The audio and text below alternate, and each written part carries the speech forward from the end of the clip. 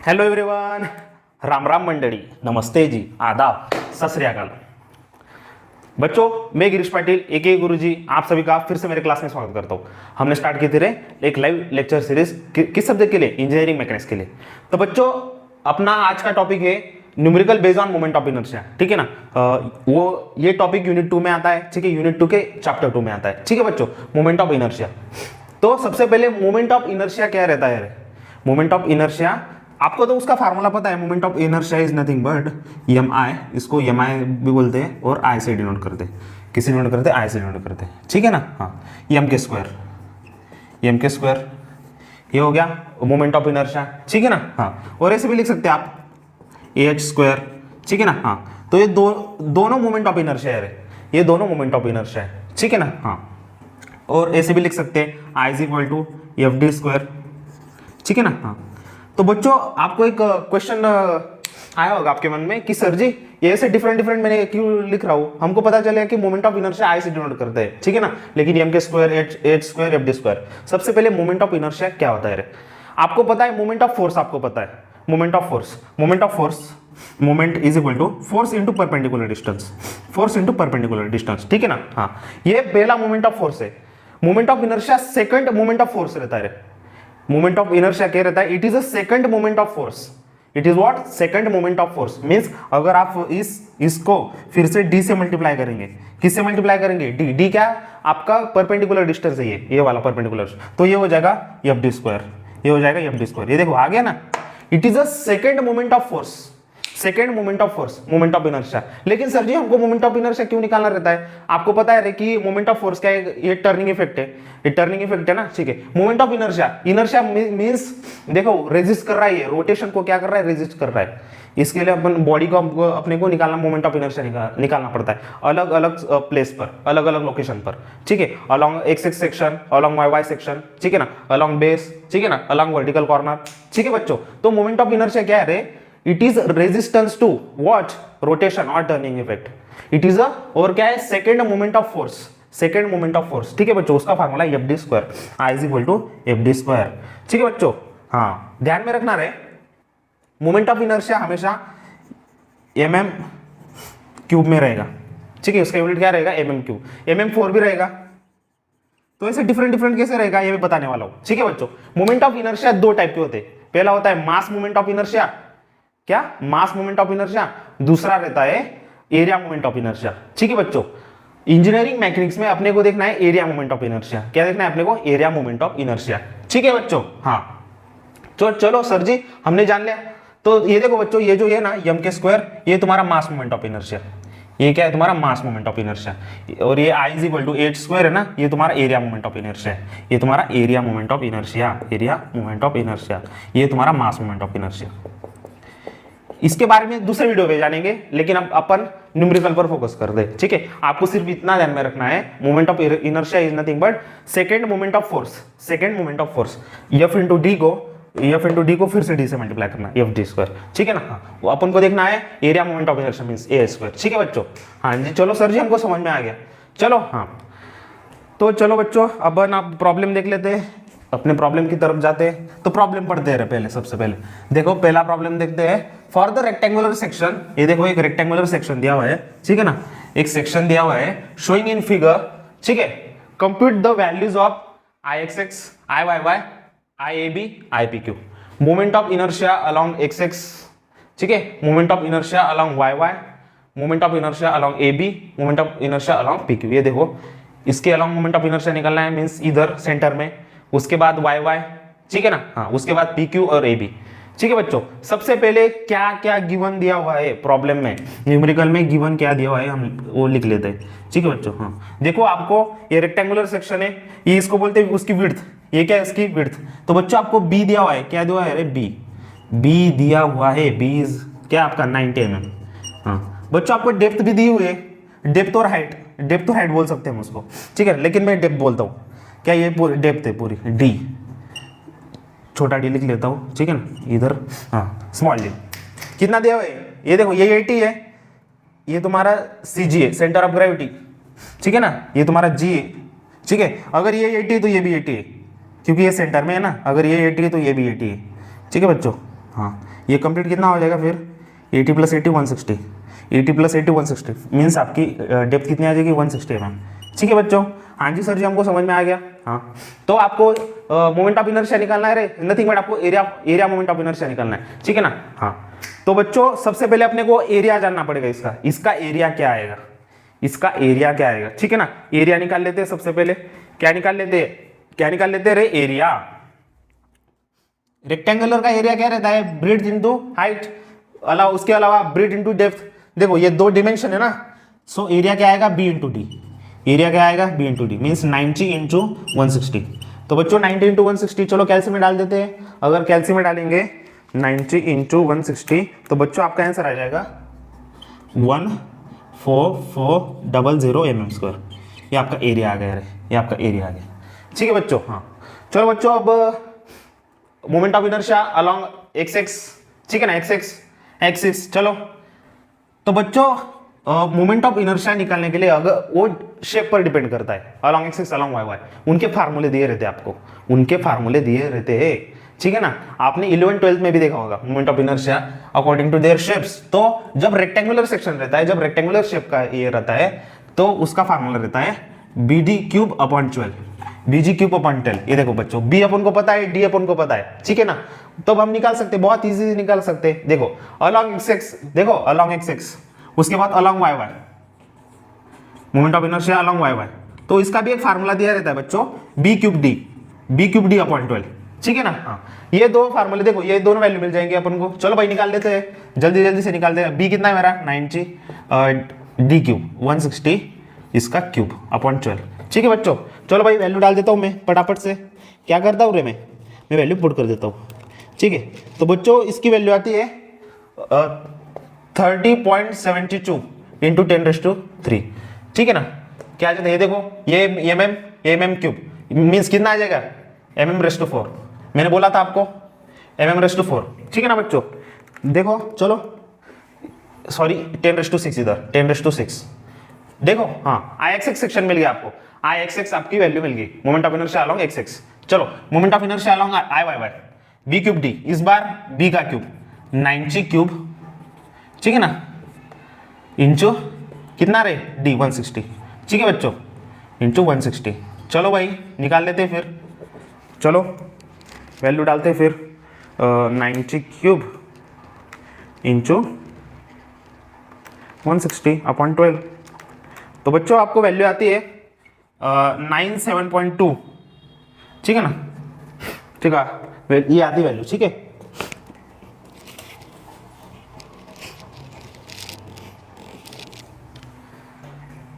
एक काम करता हूं, मैं इसे लिख लेता हूं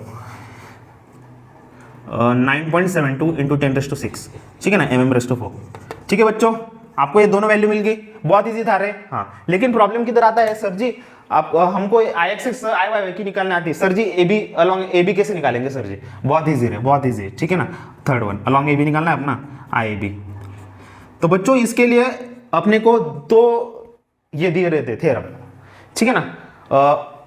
क्या परपेंडिकुलर एक्सिस थ्योरम दिया होता है और एक पैरेलल एक्सिस थ्योरम दिया होता है। कितने 2 थ्योरम दिए होते हैं, एक पैरेलल एक्सिस थ्योरम, एक परपेंडिकुलर एक्सिस थ्योरम। तो मुझे बताओ बच्चों, ये जो x एक्स है अलोंग x एक्स है, उसका ये देखो ये पैरेलल है ना, ये भी उसके ये पैरेलल है, ठीक है ना बच्चों, इसका ये पैरेलल है। तो अपन क्या यूज करेंगे, parallel axis theorem, bye using parallel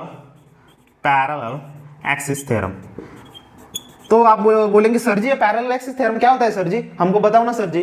तो बच्चों पैरेलल एक्सिस थ्योरम का फार्मूला क्या रहता है, means by using x section का इस्तेमाल करके, एक्स सेक्शन का इस्तेमाल करके आप AB का मोमेंट ऑफ AB पर मोमेंट ऑफ इनर्शिया निकालते हैं, ठीक है। इसका फार्मूला रहता है AB जिसका भी निकालना है उसका is equal to Ix plus area into उसकी हाइट, x से उसकी हाइट वो कितना दूर है उसका स्क्वायर। देखो IAB निकालना है is equal to Ix plus area, पूरा सेक्शन का एरिया, और वो जो जिस पर हमको मोमेंट ऑफ इनर्शिया निकालना है ना वो कितना दूर है x एक्स से, ठीक है, x एक्सिस से कितना दूर है, ठीक है, उसका स्क्वायर, ठीक है बच्चों। ये चलो बच्चों हमको सब मालूम है। देखो ये हाइट बता देता हूं मैं, ये देखो रे कितना दूर है, 80 दूर है, देखो 80 mm दूर है x एक्स से, ये कितना दूर है, ये भी 80 mm दूर है। तो मेरा h क्या आ जाएगा ठीक है ना बच्चों। सो आई एक्स एक्स की वैल्यू पता है मुझको, क्या है 30.7 इंटू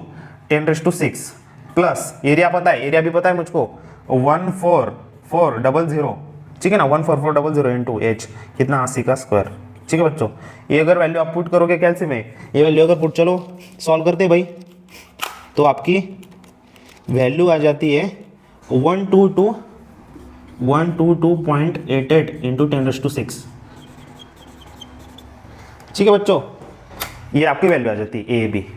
चलो बहुत इजी था, ऐसे ही पी क्यू निकालेंगे, ऐसे ही क्या निकालेंगे पी क्यू, फिर से by using parallel axis theorem, फिर से बच्चों by using parallel axis theorem, तो फार्मूला क्या बन जाएगा, I P Q is equal to I X X plus H square, ठीक है बच्चों। हाँ इस बार चलो वैल्यू डाल देते हैं, आई एक्स एक्स तो अपना क्या है सेम ही रहेगा 30.7 इंटू 10⁶, ठीक है बच्चों। एरिया भी वही रहेगा 14400 इंटू, इस बार आपकी हाइट कितनी है रे, इतनी है, देखो ये इधर से इतना दूर है, कितना है 30 mm, कितना है 30 mm, तो लिख दो 30 स्क्वायर। चलो भाई कैलसी में सॉल्व करते हैं, आई पी क्यू की वैल्यू जान लेते हैं फिर, चलो। तो बच्चों आपकी इसकी वैल्यू आती है 4368 इंटू 10⁶ mm स्क्वायर। चलो भाई आ गए सारे वैल्यू, ठीक है ना, ऐसे सॉल्व करते हैं। ये पैरेलल एक्सिस थ्योरम है, ये क्या है पैरेलल एक्सिस थ्योरम है, ठीक है बच्चों, ये भी फार्मूले ध्यान में रखना, ठीक है। चलो बच्चों अब अपन अपना दूसरा प्रॉब्लम देखते हैं, थोड़ा डिफिकल्ट, अपने आप डिफिकल्टी लेवल बढ़ाते हैं, ठीक है चलो।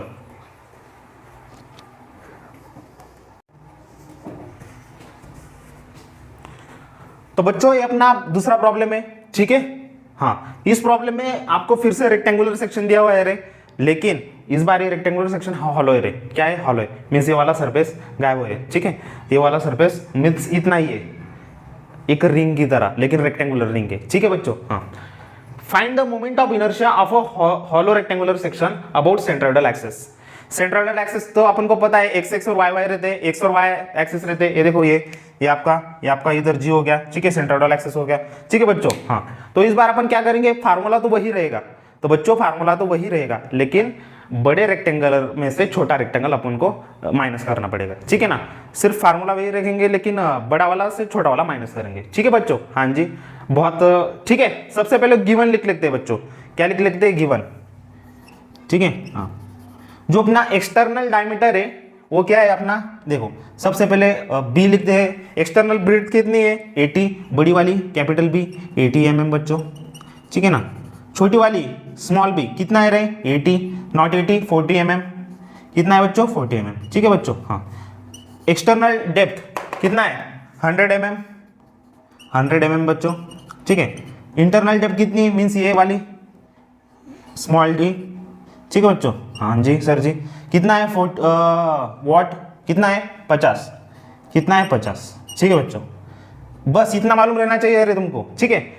चलो सबसे पहले आई एक्स एक्स निकालते हैं, आई एक्स एक्स तो बच्चों अपना फार्मूला रहता है bg³ अपॉन 12, ठीक है ना। ये बड़े के लिए, ये छोटे के लिए, ये छोटा इसे माइनस करना पड़ेगा, ये वाला सेक्शन इसे माइनस करना पड़ेगा, तब अपने को rectangular section hollow rectangular section मिल जाएगा, ठीक है ना। उसका मोमेंट ऑफ इनर्शिया मिल जाएगा minus of what small bg³, ये bd³ है बच्चों अपॉन 12, ठीक है। एक काम करते ना, फिर कॉमन निकाल लेते ना रे, ये कॉमन निकल जाएगा मीन्स 1/12 कॉमन निकल जाएगा, सिर्फ क्या रहेगा, ठीक है बच्चों bd³ माइनस स्मॉल bd³, ठीक है ना। चलो भाई इसमें वैल्यू डाल देंगे। सेकंड आई वाई वाई का भी सेम, उसके बाद अब क्या आएगा b³d, capital b³d upon 12 minus small b³d upon 12, ठीक है बच्चों। ये भी क्या आ जाएगा कॉमन आ जाएगा 1/12, ठीक है 1/12 b³d माइनस स्मॉल b³d, ठीक है बच्चों।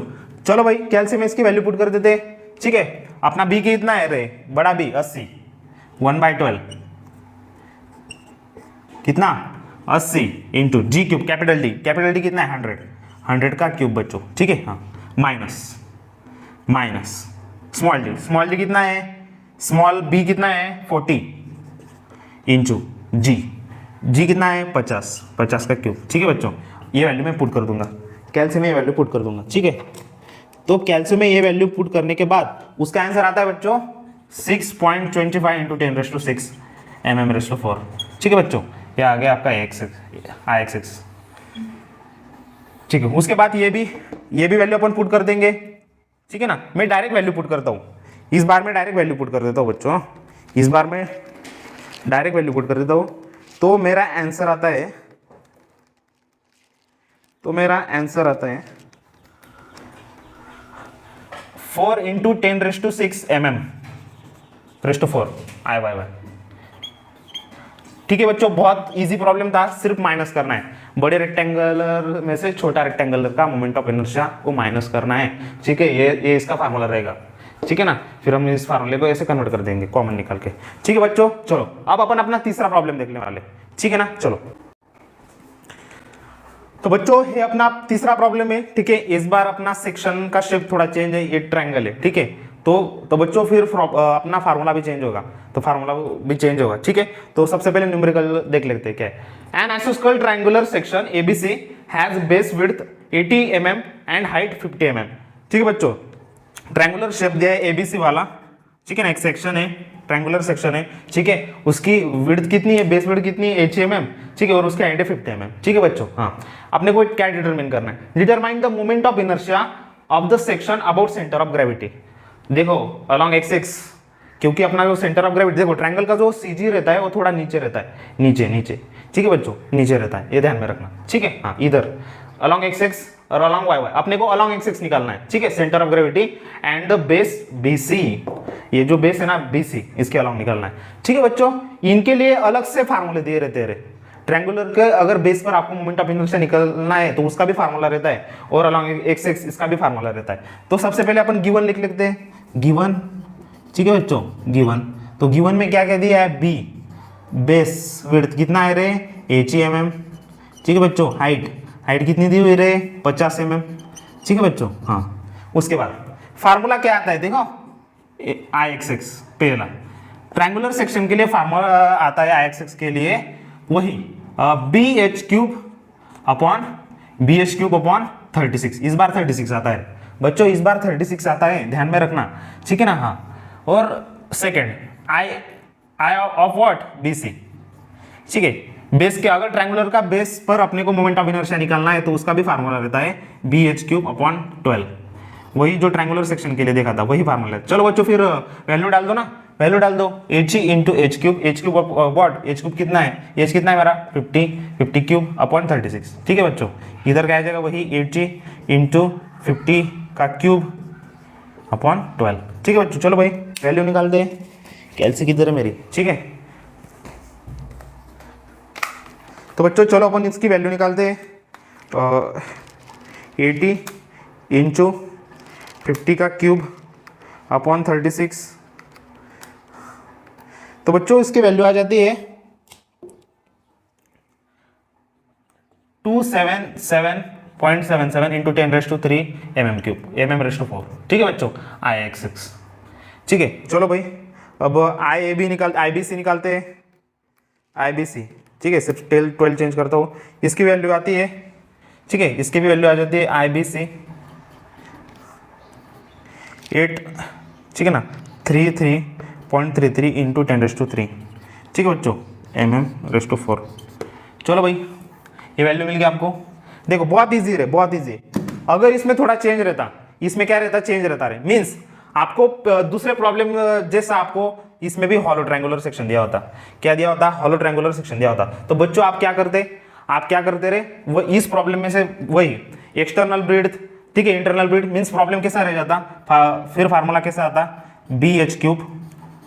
BH³ अपॉन व्हाट 36, ठीक है ना, BH³/36 minus small h³ upon 36। ये Ix के लिए थे। IBC के लिए क्या रहता, ये क्यूब है, सॉरी ये क्यूब है, ठीक है, BH³/12 माइनस स्मॉल h³/12, ये ऐसे फार्मूले बन जाते बच्चों, ठीक है ना। बहुत इजी है, ठीक है। हाँ,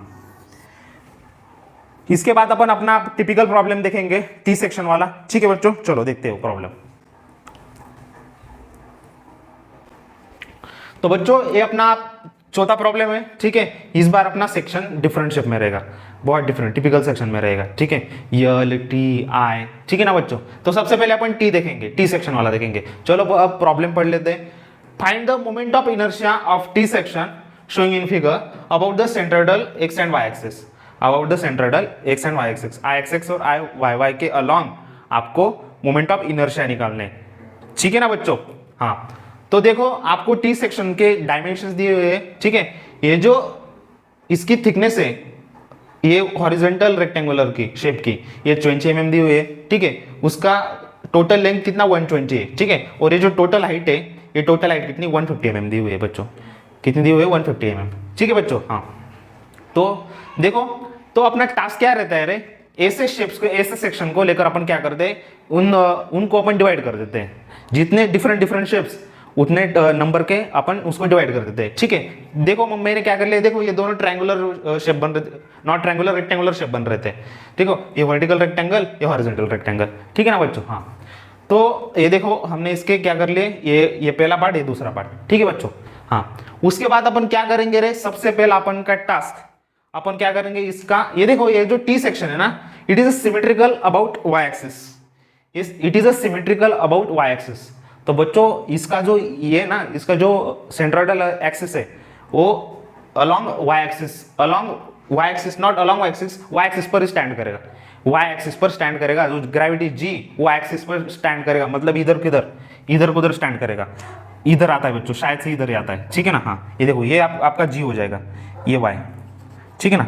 सबसे पहले ये निकाल लेते हैं, फिर सबसे पहले ये निकाल लेते हैं, ठीक है बच्चों। हाँ, तो वो कैसे निकालते हैं रे, इसके लिए फार्मूला लेता है, देखो y के लिए, देखो y और x कोऑर्डिनेट के लिए अपने अलग अलग से फार्मूला लेते हैं। तो ऐसे जितने नंबर, जितने शेप्स उतने उसके एरिया, a1 उसका y1, a1 y1 plus a2 y2, ठीक है ना, अपॉन a1 प्लस a2। तो सिर्फ मैंने 2 क्यों लिए, क्योंकि 2 ही शेप दिए हुए थे, अगर 3 रहते प्लस a3 y3, ठीक है ना, upon a1 plus a2 plus a3, ठीक है ना बच्चों। हाँ, इतना तो हमको समझ में आ रहा है, बहुत ईजी था, इतना तो आपको समझ में आ गया। चलो भाई फिर a1 a2 निकाल लो, y1 y2 निकाल लो, उसके बाद वैल्यूज पुट कर डालो, ठीक है ना। उसके बाद फिर चलो सबसे पहले एरिया, सबसे पहले a1 जान लेते, a1, ठीक है ना। हाँ, फॉर शेप 1 ना, a1 जान लेते बच्चों। हाँ, तो ये मेरा फर्स्ट है, देखो बच्चों ये इसकी 20 mm है, ठीक है, 20 mm है, इसका हाइट जान लेते, मींस डेप्थ मान लेते इसकी 20 mm और 120, फिर 120 इंटू 20, ठीक है बच्चों। कितना आता है 2400 mm², ठीक है। a1 आ गया इसका, ठीक है। a2 फॉर सेकंड के लिए a2 जान लेते हैं, क्या जान लेते हैं, a2 जान लेते हैं बच्चों, चलो ठीक है। ये रहिए अपना वर्टिकल रेक्टेंगुलर शेप, ठीक है। अगर ये पूरा 150 है तो ये 130 आ जाएगा, ठीक है ना, ये 130 आ जाएगा। और ये कितना है, ये उन लोगों ने दिया है क्या प्रॉब्लम में, 1 मिनट। अरे बच्चों उन लोगों ने प्रॉब्लम में दिया था, ये 20 है, 20, ठीक है ना, ये 20, ये 20 से 20 उन लोगों ने ये दे दिया है, ठीक है। चलो 130 इंटू 20, ठीक है, 130 इंटू 20, ठीक है। कितना आता है 2600 mm², 2600 mm²। चलो a1 a2 मुझको मिल गए, a1 a2 मुझको मिल गए। चलो y1 निकालते, क्या निकालते, y1, चलो ठीक है। तो बच्चों y1 कैसे निकालते हैं, y1 मीन्स अपना वर्टिकल डिस्टेंस, अपना रेफरेंस सिस्टम का जो ओरिजिन है उससे अपना वर्टिकल डिस्टेंस, ठीक है ना बच्चों। हाँ ठीक है, तो इधर से अपना ये अपना रेफरेंस सिस्टम है, इधर से अपना शुरू होता है, ठीक है ना। ये अगर तुम्हारा x होगा ऐसा x, ये तुम्हारा y, ठीक है ना, मीन्स इतना डिस्टेंस अपने को x तो नहीं चाहिए, अपने को y चाहिए, मीन्स इधर से ऊपर का डिस्टेंस, वर्टिकल डिस्टेंस ये वाला, ठीक है ना बच्चों। हाँ फिर ये देखो, ये इस हॉरिजॉन्टल रेक्टेंगल का ये सेंट्रोइडर है, ठीक है ना, ये इसको डिवाइड कर रहा है, इसको 2 सेक्शन में डिवाइड कर रहा है। अगर ये 20 है तो ये क्या हो जाएगा 10, ये क्या हो जाएगा 10, ठीक है बच्चों। हाँ इधर से ये कितना है रे 130, इधर से ये कितना है 130 है ना, इधर से 130 है, ठीक है। 130 और 10 कितना होगा 140, y1 कितना हो जाएगा आपका 140, ठीक है ना बच्चों। y1 आपका हो जाएगा 140, y1 130 प्लस 10 140 mm, ठीक है ना। हाँ चलो y2 निकालते हैं बच्चों, अब क्या निकालते हैं, y2 निकालते हैं, अरे y2 निकालते हैं, ठीक है। हाँ ऐसे ही इधर देखो, इधर से ये, इधर से ये, देखो ये इसका हाफ 130 का हाफ हो जाएगा ये, क्योंकि ये जो वर्टिकल है रेक्टेंगुलर सेक्शन है, वर्टिकल रेक्टेंगुलर सेक्शन, इसकी जो हाइट है 30 है, ठीक है ना। हाँ इसका, इसके हाफ के इधर ये सीजी होगा ना, इसके हाफ के इधर सीजी होगा, सेंटर में सीजी होगा, तो 130 का हाफ कितना होगा, 130 का अगर आप करोगे, आप लेंगे उसका आ जाएगा 65 mm, कितना आ जाएगा 65 mm। चलो बच्चों आपको सबकी वैल्यू पता चल गई, आपको वैल्यू मिल गई, तो चलो y जानने के लिए, y कोऑर्डिनेट जानने के लिए a1 y1 plus a2 y2 upon a1 plus a2, ठीक है ना। सब वैल्यू पुट कर देता हूँ मैं, a1 ठीक है, a1 कितना है 2400 इंटू y1 कितना है रे 140 प्लस a2 कितना है मेरा 2600, ठीक है, इंटू, ठीक है, मेरा y2 कितना है 65, ठीक है बच्चों, upon a1 plus a2 means 2400 plus कितना 2600। चलो बच्चों ये वैल्यू मैं कैल्सी में डाल देता हूँ, बच्चों मैं ये वैल्यू किस में डाल देता हूँ रे, कैल्सी में डाल देता हूँ। तो y की वैल्यू आ जाती है 101 mm 101, ठीक है ना, 101 मीन्स ये जो y की वैल्यू है ये कितना डिस्टेंस आ गया 101 mm, ठीक है बच्चों। ये 101 आ गया, चलो y मिल गया अपने को, ठीक है, ये g की वैल्यू मुझको पता चल गई। अब अपन निकालेंगे IG और I। तो बच्चों हमने अब उसका देखो अपना सेंट्रोइड लोकेट कर लिया है, उसका g किधर है 101 mm पर है, ठीक है ना, पूरा T सेक्शन का। अब हम निकालेंगे सेंट्रोइडल एक्सिस, ठीक है, हम पर्टिकुलर सेक्शन के एक सेंट्रोइड निकालेंगे। देखो g किधर आता है मोमेंट ऑफ इनर्शिया, ठीक है ना, पर्टिकुलर सेक्शन का अपन मोमेंट ऑफ इनर्शिया निकालेंगे किस पर, उसके सेंट्रोइड पर, ठीक है ना, उसके सेंट्रोइड पर, ठीक है बच्चों। हाँ तो निकालते हैं फिर, चलो बच्चों सबसे पहले देखो moment of inertia about centroidal axis, चलो बच्चों,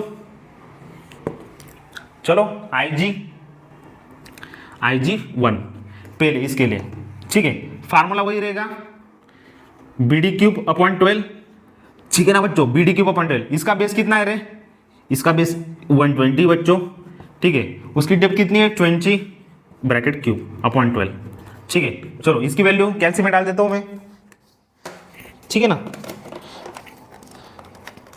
तो आता है 80,000 mm स्क्वायर, ठीक है ना, mm⁴। IG2 अपना IG2 कितना आता है, ठीक है बच्चों। चलो फार्मूला वही रहेगा BD³ अपॉन 12 मीन्स रेक्टेंगल 2 के लिए रे, ये रेक्टेंगल 1 के लिए था, ये रेक्टेंगल 2 के लिए, ठीक है बच्चों। हाँ तो रेक्टेंगल 2 का बेस कितना है 20 इंटू डेप्थ कितना है 130, ठीक है ना, अपॉन 12, ठीक है बच्चों। हाँ तो चलो ये सॉल्व कर दे, 20 इंटू 130 ब्रैकेट क्यूब, ठीक है ना, अपॉन 12। तो बच्चों इसका आंसर आता है 3.66 इंटू 10⁶ mm⁴, ठीक है बच्चों। तो बच्चों ये देखो सबसे पहले आपको ये वैल्यू मिल गई, ठीक है, आपको IG1 IG2 मिल गया, ठीक है। बाय यूजिंग दिस अपन अब क्या निकालेंगे IXX1 IXX2, ठीक है ना, किसके यूज करके, पैरेलल एक्सिस थ्योरम का यूज करते हैं।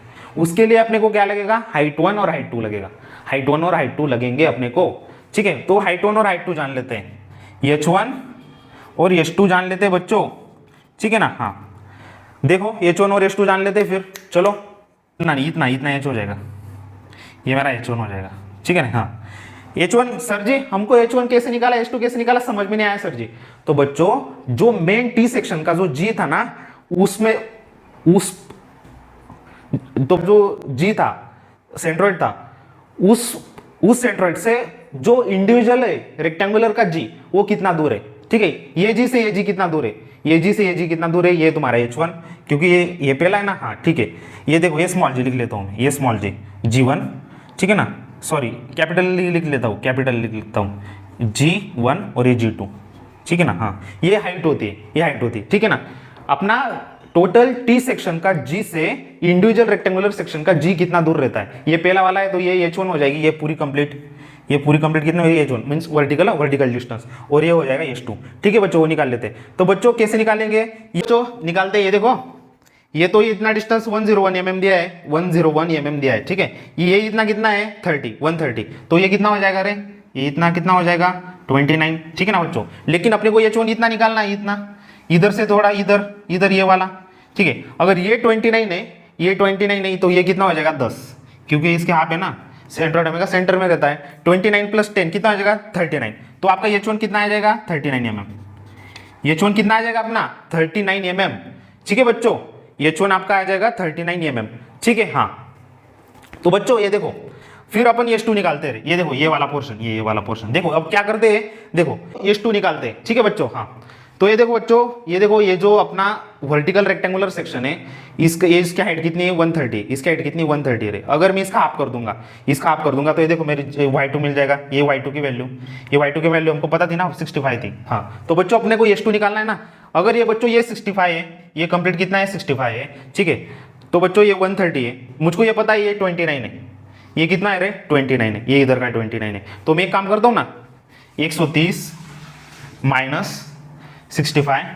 ठीक है ना, 130 में से कितना निकालता हूँ -65 - 29, माइनस कितना निकालता हूँ 29 निकालता हूँ बच्चों। चलो, तो आपको मिल जाएगा फिर 130 - 65 - 29, तो मिल गई। चलो भाई, h2 की वैल्यू मिल गई, h2 की वैल्यू 36 mm, h2 की वैल्यू मिल गई 36 mm। ठीक है बच्चों, h2 की वैल्यू 36 mm मिल गई बच्चों। ठीक है, हाँ। चलो बच्चों, अपने को हमारे h1 और h2 मिल गए। ठीक है, अब अपन क्या निकालेंगे अपना Ix1 Ixx2।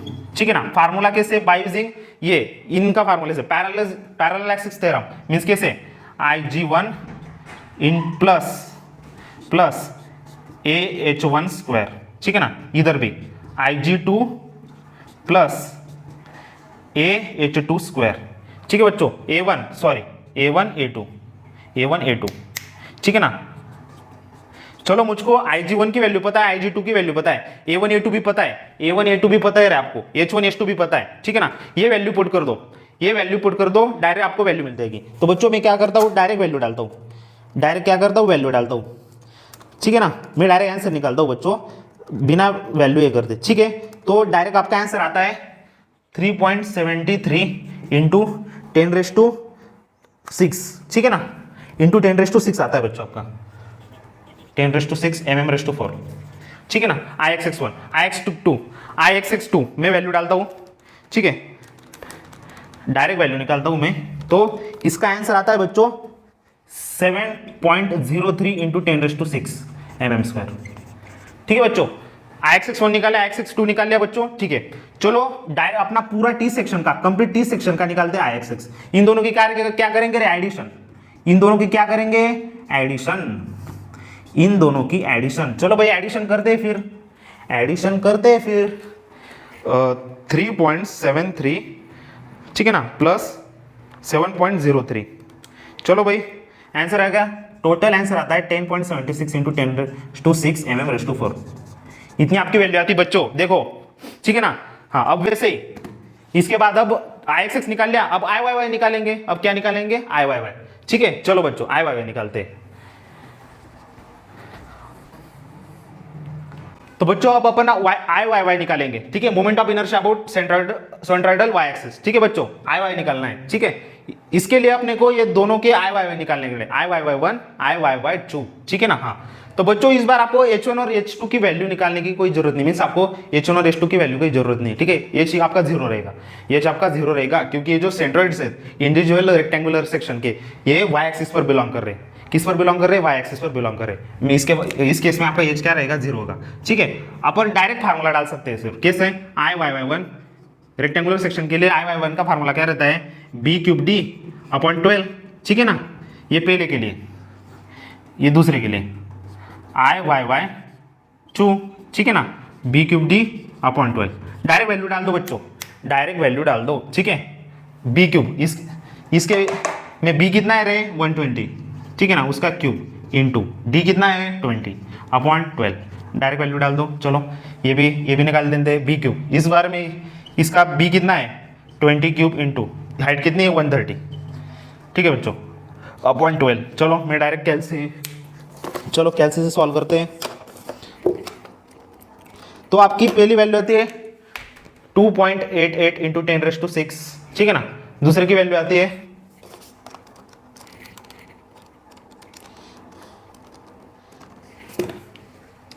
0.087 इंटू 10⁶। मैंने ये सब सारे 10⁶ में कन्वर्ट कर दिए रे बच्चों, ये मैंने सारे 10⁶ में कन्वर्ट कर दिए क्योंकि इजी जाता है सॉल्व करने के लिए, इजी जाता है, ठीक है। चलो भाई इनके एडिशन फिर ये ऐड कर देंगे फिर।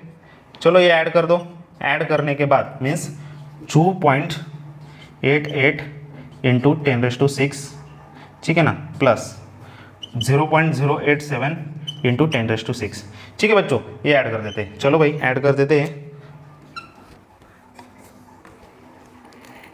2.88 इंटू 10⁻, नॉट 10⁶ नहीं, ज़रूरत नहीं है लेने की, 0.087, ठीक है।